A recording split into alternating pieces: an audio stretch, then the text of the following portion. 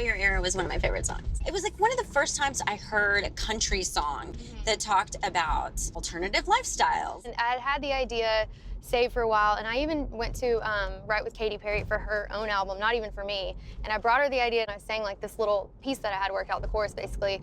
And she was like, dude, I love that, but it honestly sounds like something that you should say. You should save it for yourself.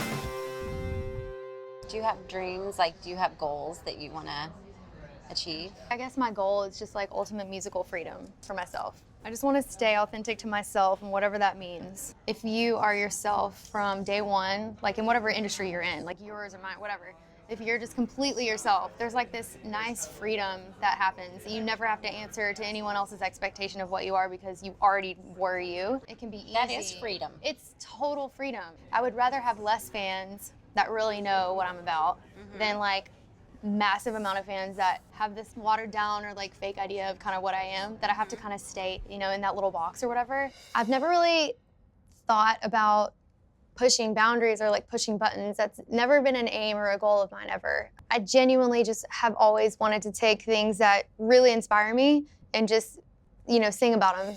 I've even had like, you know, grown businessmen that are very successful in this industry say, well, you know, why don't you do this or that or whatever? And I'm like, well, I kind of, you know, I don't really like want to do that. And they're like, well, you know, sometimes you just, you got to do things for business that you're not really proud of.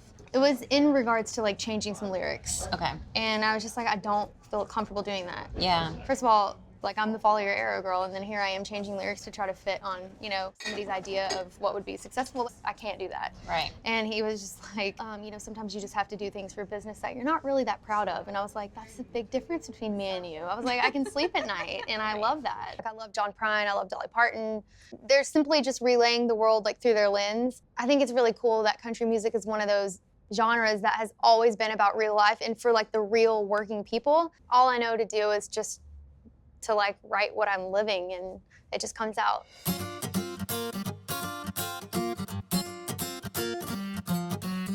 There's not just a certain group of people like that, you know, we need to be singing about or singing to. I mean, it's everybody. And I think about like, you know, these like little kids in these, you know, small towns that are just coming to terms with all that and are like freaked the hell out because they don't know how to tell their parents or like whatever. Well, I've never heard a mainstream person say that's okay. Especially in that genre. Let's get on the right side of history here, folks. One of my idols is Dolly Parton, and you can't find a bigger supporter of that community and really just of all kinds of people. You just talked to Dolly, didn't you? I did. Oh my God, can I just like, you have some Dolly like something on you. I talked to her about you.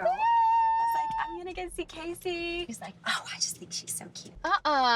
She's such a champion of other people. And yes, and other women. Yes, definitely other women. And I'm actually reading this book about her right now. It's called Dolly on Dolly. Just seeing how she cements herself, not only like to just like the public, but you know, to herself, like keeping like herself authentic. And I mean, it's so inspiring. If you go back to the roots of country music and look at Willie Nelson or Hank Williams or Jimmy Rogers or whatever, they were singing about divorce and heartbreak, and country music is supposed to be for people, you know, real people. And so I just had to feel like I had to kind of just remind everybody about that and be like, I'm just doing my job as a songwriter by taking these things that really inspire me and injecting them into my songs. And you can like it or you don't like it. You can follow your arrow or not.